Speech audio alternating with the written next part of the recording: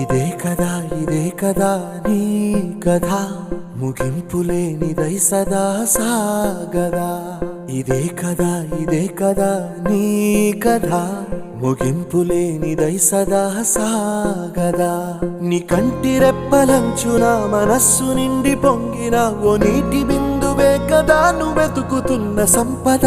ఒక్కొక్క జ్ఞాపకానికి 100 ఏళ్ల ఆయువుందిగా, ఇంకెన్ని ముందు వేచెనో అవన్నీ వెతుకుతూ పదా.